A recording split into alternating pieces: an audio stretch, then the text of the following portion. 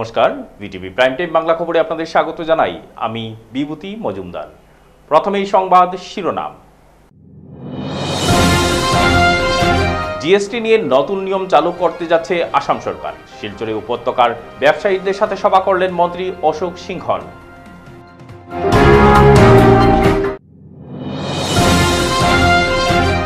মাটির ঘরের দেয়াল ধসে মৃত্যু হল দুজনের, আহত 2। ঘটনাটি সংঘটিত হয়েছে উদারবন্দের দুর্গানগর প্রথম খণ্ড এলাকায়।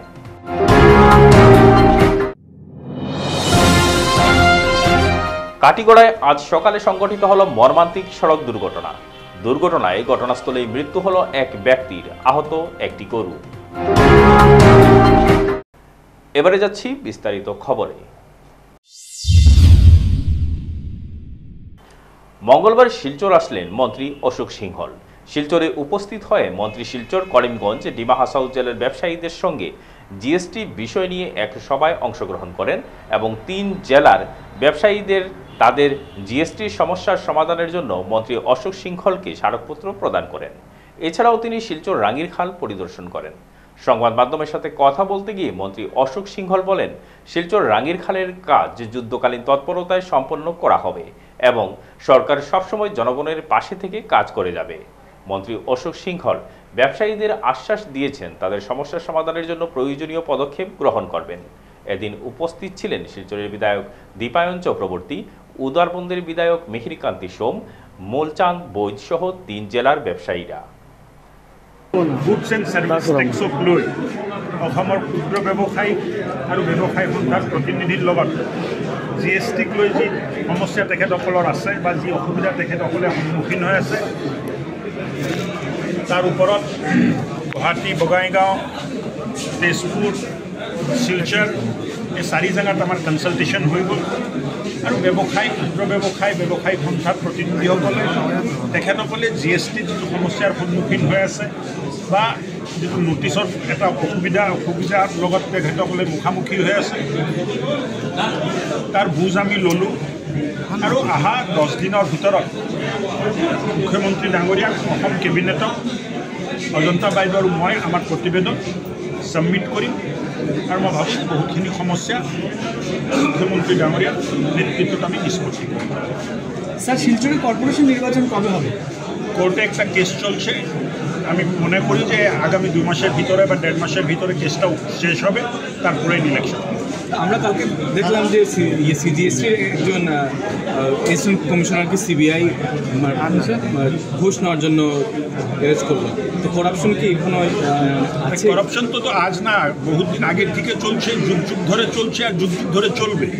কতটুকু আমরা মানে রাখাতে পারি সেটাই বড় ব্যাপার না। মানে আরও কি থেকে যাবে না আপনাদের, মানে আরও এই বিষয়ে আপনাদের কোনো তদন্ত চলবে বা আটকানোর কোনো মানে সিজিএসটি তো তদন্ত আমরা করবো না। না মানে যেহেতু এটা তো চলছেই না, স্টেট জিএসটিতেও তদন্ত চলছে, তো সব জায়গায় চলতে থাকে। আপনি রাঙ্গিরখাল পরিদর্শন করেন? রাঙ্গিরখাল গেছিলাম আমি। ওখানে একটা সমস্যা রয়েছে, শুধু কনস্ট্রাকশন করলে হবে না, ওকে ডিসিল করতে হবে। এগুলো জাবর জোথর ভিতরে আছে, ওগুলো বাইর করতে হবে। আমি মনে করি ওটা বাইর করলে টাউনে মানে বানপানির সমস্যাটা কম। এটা কতদিনের মধ্যে হতে পারে কোনো প্ল্যান? এটার একটা প্রজেক্ট রিপোর্ট তো দীপায়ন চক্রবর্তী বানিয়ে পাঠিয়েছিলেন 1.5 কোটি টাকা, যে খাল কথা বলবো এবং খালকে ক্লিনিং করার জন্য। এরপর ডিসি সাহেবের সাথে আমার এক্সিকিউটিভ অফিসার, শিলচর মিউনিসিপ্যালিটি, স্থানীয় বিধায়ক দীপায়ন চক্রবর্তী সবাই বসে আমরা সার্কিট হাউসে আলাপ আলোচনা।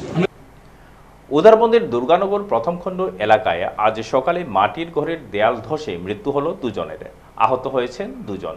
পুলিশ আহতদের শিলচর মেডিকেল কলেজ ও হাসপাতালে পাঠিয়ে দিয়েছে। মর্মান্তিক এই ঘটনায় এলাকায় চাঞ্চল্যের সৃষ্টি হয়েছে। জানা গেছে মৃত ব্যক্তির নাম আজির উদ্দিন ও তার 6 মাসের পুত্র আসিফ উদ্দিন।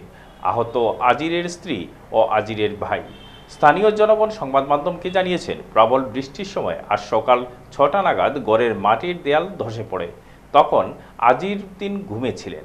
তখন বাড়ির অন্যান্যরা চিৎকার শুরু করায় স্থানীয়রা ছুটে গিয়ে দেয়ালের নিচে চাপা পড়া 2 জনকে উদ্ধার করার পাশাপাশি অন্য 2 জনকে উদ্ধার করে পুলিশকে খবর দেন। পরে ওসি হাউকাম চাংসাং সহ উদারবন্দের পুলিশ বাহিনী ঘটনাস্থলে উপস্থিত হয়ে আহতদের শিলচর মেডিকেল কলেজ ও হাসপাতালে পাঠিয়ে দেয়।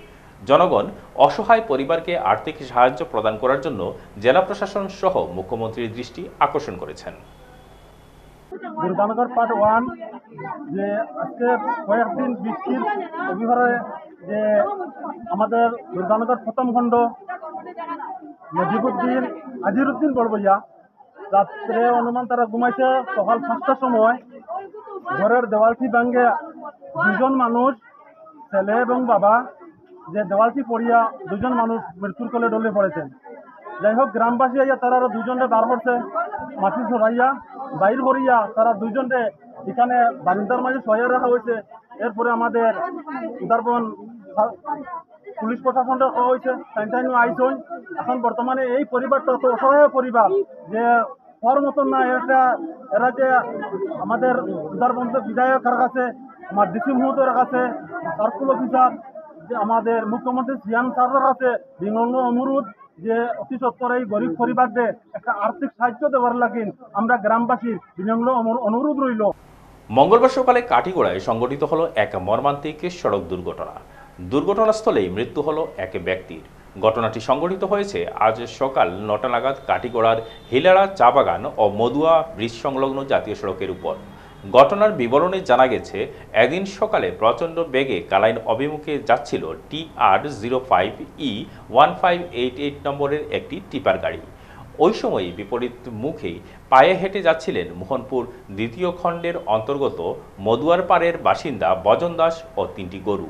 টিপার গাড়িটি বজন দাস সহ গরুগুলোকে সজোরে ধাক্কা দিলে বজন দাসকে টিপারের নিচে ফেলে পিষে চলে যায় এবং গরুগুলো টিপারের নিচে চাপা পড়ে যায়।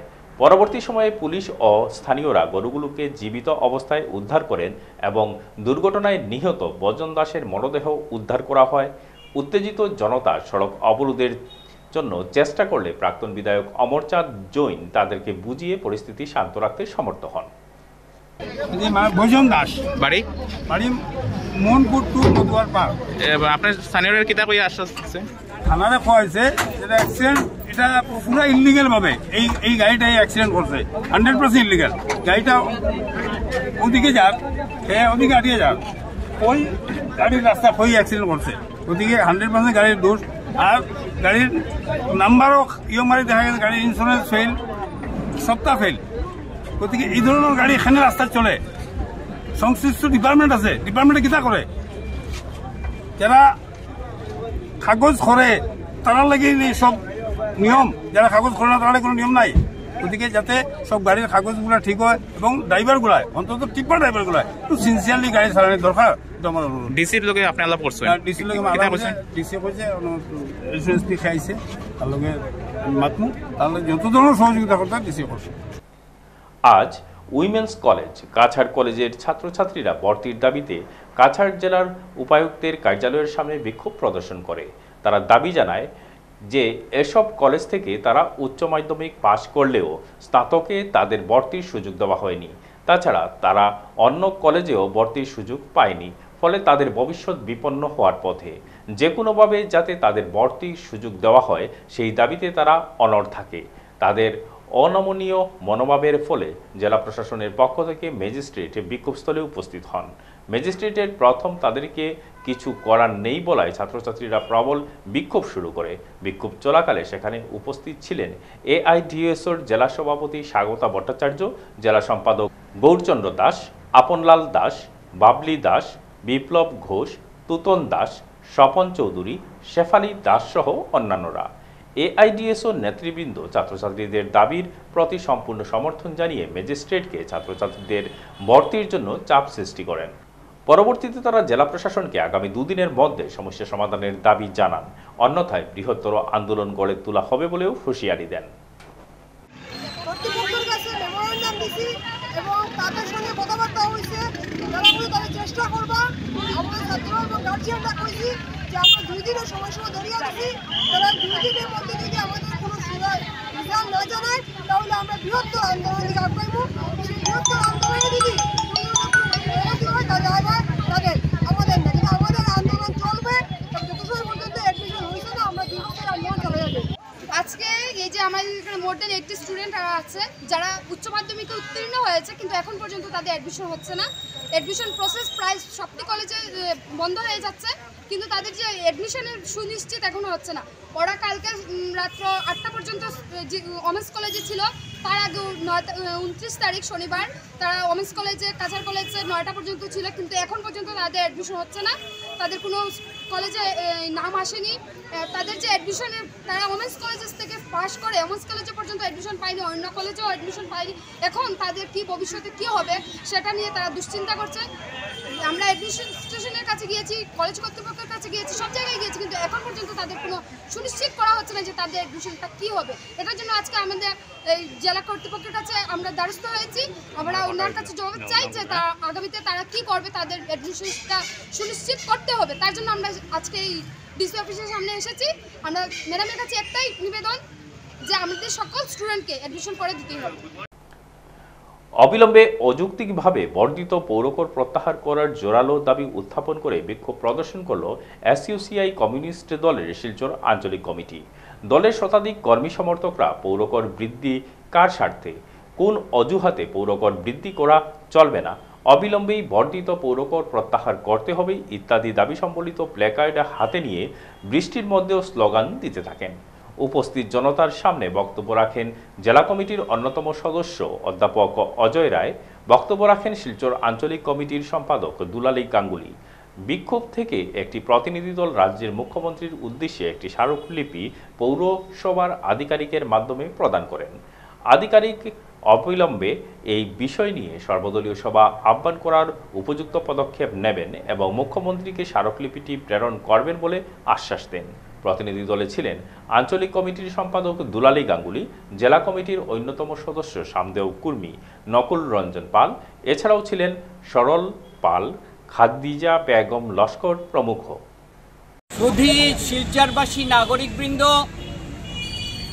আমরা আজকে এখানে এসইউসিআই কমিউনিস্ট দলের শিলচর লোকাল কমিটির পক্ষ থেকে যে অযৌক্তিকভাবে এবং কোনো আইন না মেনে যেভাবে পৌরকর বৃদ্ধি করা হয়েছে এবং ব্যাপকভাবে বৃদ্ধি করা হয়েছে, তার তীব্র প্রতিবাদ জানানো হচ্ছে এবং আমরা চাইছি এটা প্রত্যাহার করতে হবে।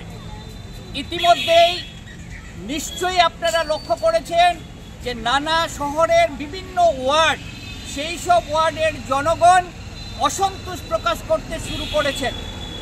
আপনারা জানেন যে জনগণের আর্থিক অবস্থা কোন জায়গাতে রয়েছে। কেন্দ্রে বিজেপি সরকার এবং রাজ্যে বিজেপি সরকার উন্নয়নের কথা তারা বলছেন, সবকা সাথ সবকা বিকাশের কথা বলছেন, কিন্তু অভিজ্ঞতাটা থেকে বলছে যে প্রতিদিন জনগণের অর্থনৈতিক অবস্থা মারাত্মকভাবে তলিয়ে নেমে যাচ্ছে। যে হারে জিনিসপত্রের দাম সব কিছু বেড়ে যাচ্ছে, মানুষ প্রায় নাবিশ্বাস অবস্থা দাঁড়িয়েছে। তীব্র বেকার সমস্যা নানাভাবে পরিবারের মানুষদেরকে জর্জরিত করে ফেলেছে। এই অবস্থাতে কোনো কিছু তোয়াক্কা না করে তুগলকি কাণ্ডের মতো পৌরকর যে বৃদ্ধি করা হয়েছে, এই পৌরকর প্রত্যাহার করতে হবে। মণিপুর রাজ্য সহ জিরিবাম জেলায় শান্তি সম্প্রীতি ও ঐক্য বজায় রাখার দাবিতে আন্দোলনের পথ বেছে নিলেন জিরিবামের বাঙালি সমাজ। যে কোনো অবস্থায় পুনরায় শান্তি কায়েম করার দাবিতে কেন্দ্র সরকারের হস্তক্ষেপ কামনা করে এবং সরকারকে বাধ্য করতে পথে বসলেন জিরিবামের বাঙালি সমাজ। জিরিবাম জেলার all Jiribam Muslim socio economic and cultural development organisation, all Jiribam Muslim welfare society, all Jiribam Hindu Jagaran Manch ও নমশূদ্র পরিষদ জিরিবাম, এই চারটি সংগঠনের যৌথ আহ্বানে আজ মঙ্গলবার জিরিবামের লালপানি বাজারে 3 ঘন্টার ধর্ণা কার্যসূচি পালন করে শান্তি প্রতিষ্ঠা করতে কেন্দ্র সরকারের প্রয়োজনীয় হস্তক্ষেপ দাবি করা হয়। হাতে প্ল্যাকার্ড, ব্যানার ও ফেস্টুন নিয়ে ধর্নায় বসে শান্তি প্রতিষ্ঠার দাবি জানান কয়েক সহস্রাধিক বাঙালি জনগণ। 3 ঘন্টার ধর্না শেষে আন্দোলনকারীরা জিরিবামের জেলাশাসকের কার্যালয়ে যান। সেখানে গিয়ে জেলাশাসক মাধ্যম মণিপুরের রাজ্যপালের উদ্দেশ্যে এক স্মারকলিপি প্রদান করেন। স্মারকপত্রে কয়েকটি দফা তুলে ধরা হয়েছে। এর মধ্যে মণিপুর রাজ্যে অশান্ত এলাকায় পর্যাপ্ত পরিমাণের কেন্দ্রীয় নিরাপত্তা বাহিনী মোতায়েন করা, গোষ্ঠী সংঘর্ষে গৃহহীন নাগরিকদের ক্ষতিপূরণ সহ পুনর্বাসনের ব্যবস্থা করা, শান্তি শৃঙ্খলা বজায় রাখতে প্রয়োজনীয় পদক্ষেপ নেওয়া ইত্যাদি বিভিন্ন দাবি তুলে ধরে রাজ্যপালের উদ্দেশ্যে যে স্মারকলিপি প্রদান করেন জিরিবামের 4টি বাঙালি সংগঠনের নেতৃবৃন্দ। আজ সমগ্র দেশের সঙ্গে কাছাড় জেলার শিলচর শহরের ক্ষুদিরাম মূর্তির পাদদেশে all India democratic youth organisation AIDYO Cachar জেলা কমিটি মোবাইলের রিচার্জ এবং ডাটা প্যাকের মূল্য যথেচ্ছ ও অযৌক্তিকভাবে বৃদ্ধির তীব্র বিরোধিতা করে বিক্ষোভ প্রদর্শন করে। বিক্ষোভ চলাকালে বক্তব্য রাখেন সংগঠনের জেলা সম্পাদক বিজিত কুমার সিনহা এবং সহসভাপতি পরিতোষ ভট্টাচার্য। বক্তারা বেসরকারি টেলিকম সংস্থাগুলির দ্বারা মোবাইলের রিচার্জ এবং নেট প্যাকেজের মূল্য যথেচ্ছভাবে বৃদ্ধি করার সিদ্ধান্ত অবিলম্বে প্রত্যাহারের দাবি জানান। আজ টেলিকম সংগঠনের পক্ষে telecom regulatory authority of India ট্রাইয়ের চেয়ারম্যান অনিল কুমার লাইটির উদ্দেশ্যে জেলা উপায়ুক্ত মারফত একটি স্মারকলিপি প্রদান করা হয়। এই স্মারকপত্রে দাবি জানানো হয় যে ট্রাইকে অবিলম্বে হস্তক্ষেপ করতে হবে এবং বেসরকারি টেলিকম কোম্পানিগুলিকে বাধ্য করতে হবে যাতে গ্রাহকদের স্বার্থে রিচার্জ এবং ডাটা চার্জের অযৌক্তিক মূল্য বৃদ্ধি সম্পূর্ণ প্রত্যাহার করার ব্যবস্থা করা হয়। সরকারি টেলিকম সংস্থা BSNLকে পুনরুজ্জীবিত করা এবং উন্নত আধুনিক পরিষেবা কম মূল্যে প্রদানের দাবি সংগঠনের পক্ষ থেকে জানানো হয়। 3 জুলাই ট্রাইকে গণ ইমেইল প্রেরণের জন্য সর্বস্তরের জনগণকে আহ্বান জানানো হয়। বিক্ষোভ চলার সময়ে বর্ধিত মূল্যের একটি প্রতীকী কপিতে অগ্নিসংযোগ করেন জেলা সম্পাদক বিজিত কুমার সিনহা। অন্যান্যদের মধ্যে বিক্ষোভে উপস্থিত ছিলেন দিলীপ কুমার রিড, সুবীর রায়, দিলীপ কালওয়ার প্রমুখ। আজ আমাদের দেশে মোবাইল পরিষেবা অত্যন্ত গুরুত্বপূর্ণ। প্রতিটি বিষয়ে রেশন কার্ড থেকে শুরু করে ছাত্রদের স্কুলের পড়াশোনা, যুবকদের চাকরি অ্যাপ্লাই সব কিছু মোবাইলের হচ্ছে। মোবাইলের তো এমন এক পর্যায়ে গেছে যে খাদ্য, বস্ত্র, বাসস্থান, তারপরে আজকে মোবাইলের যে গুরুত্ব সেইটা দাঁড়িয়েছে। ফলে আমরা সর্বভারতীয় ক্ষেত্রে আজকে যে কোম্পানিগুলো, টেলিকম কোম্পানিগুলো, প্রাইভেট কোম্পানিগুলো মোবাইল পরিষেবা প্রদানের ক্ষেত্রে যে মূল্যবৃদ্ধি করছে প্রায় 25 থেকে 27%, 100 টাকায় 25 থেকে 27 টাকা বৃদ্ধি পাচ্ছে। এই যে অযৌক্তিক অন্যায়, এই মূল্যবৃদ্ধির বিরুদ্ধে সারা দেশে আমরা এই প্রতিবাদ সাব্যস্ত করছি। এই কোম্পানিগুলো বছরে কয়েক হাজার কোটি টাকা মুনাফা করছে, তাতে তাদের পেট ভরছে না, তারা আরও মুনাফা চাইছে। এই যে মুনাফার পাহাড় গড়ার তাদের যে স্বপ্ন, তাদের এই অঙ্গীকার, তাদের আমরা এই সব চক্রান্তকে প্রতিহত করতে সমগ্র দেশবাসীর কাছে আহ্বান করছি। এই অন্যায় অযৌক্তিক টেলিফোনের মোবাইলের যে রিচার্জ, ডাটা প্যাকের মূল্যবৃদ্ধি, এই মূল্যবৃদ্ধির বিরুদ্ধে আপনারা সরব হন। আমরা অল ইন্ডিয়া কমিটির পক্ষ থেকে আগামীকাল সমগ্র দেশ জুড়ে telecom regulatory authority of India try, তাদের কাছে আমরা ইমেইল করব। আপনাদের কাছে আমরা আহ্বান জানাচ্ছি, এই ট্রাইয়ের কাছে আপনারা ইমেইল করুন, আপনাদের দাবি করুন যে মোবাইল বর্ধিত প্যাক, রিচার্জের যে বর্ধিত মূল্য অবিলম্বে প্রত্যাহার করতে হবে। ভূমিধসের সঙ্গে পুরো ঘর গ্রাস করে ফেলল। এ ঘটনায় শিশুসহ দম্পতির মৃত্যু ঘটেছে। এ ভয়ঙ্কর ঘটনাটি ঘটে আইজলের জামাবাগ হাই স্কুল ভ্যাং এলাকায়। মঙ্গলবার ভোরে পুমারুয়ার একটি কংক্রিট আসাম টাইপ ঘর গ্রাস হয়েছে। ভূমিধসের সময় ওই বাড়িতে 5 জন লোক ছিলেন। পু মারোয়া এবং তার স্ত্রী পালিয়ে যেতে সক্ষম হন, তবে তাদের ছেলের বউ এবং 4 বছরের নাতনি ধ্বংসস্তূপের নিচে আটকা পড়ে। স্থানীয় ইয়ং মিজো অ্যাসোসিয়েশন ও প্রশাসনের উদ্ধারকারী দল 3 জনকে মৃত উদ্ধার করেন। মৃতরা হলেন আইজ্যাক সাংতে 32, লাল রিন্থারি 25 ও তাদের 4 বছরের মেয়ে অ্যাবিগেল লালসন হিমি। গত রবিবার থেকে মিজোরামে অবিরাম বর্ষণ হচ্ছে। বর্ষণে আইজলের আশেপাশে একাধিক স্থানে ভূমিধস হয়েছে। জুয়াংতুই এবং থুয়ামপুই এলাকায় মাটির ধসে বেশ কয়েকটি বাড়িও ক্ষতিগ্রস্ত হয়েছে, তবে এখন পর্যন্ত ওইসব এলাকায় কোনো ধরনের হতাহতের খবর পাওয়া যায়নি। গত 2-3 দিন ধরে বরাক সহ পার্শ্ববর্তী অঞ্চলে ভারী বৃষ্টিপাত অব্যাহত রয়েছে। আর এই বৃষ্টিপাতের ফলে বরাক নদীর জলস্তর ফের ক্রমে বাড়তে শুরু করেছে। শেষ খবর পাওয়া পর্যন্ত জল যদিও শিলচর অন্নপূর্ণা ঘাটে বিপদসীমা অতিক্রম করেনি, তবে জল বইছে বিপদসীমার কাছাকাছি এবং প্রতিনিয়ত জল বাড়ছে। আর আগামী কয়েক ঘন্টার মধ্যে যদি বৃষ্টি বন্ধ না হয় তাহলে জল বিপদসীমা অতিক্রম করার সম্ভাবনা রয়েছে, যা এবার শিলচরের জন্য অশনি সংকেত বয়ে আনতে পারে বলে মনে করা হচ্ছে। শেষ করার আগে সংবাদ শিরোনাম আরও একবার। জিএসটি নিয়ে নতুন নিয়ম চালু করতে যাচ্ছে আসাম সরকার। শিলচরে উপত্যকার ব্যবসায়ীদের সাথে সভা করলেন মন্ত্রী অশোক সিংহল।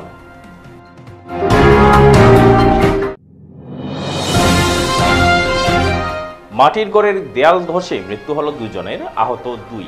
ঘটনাটি সংঘটিত হয়েছে উদারবন্দের দুর্গানগর প্রথম খণ্ড এলাকায়।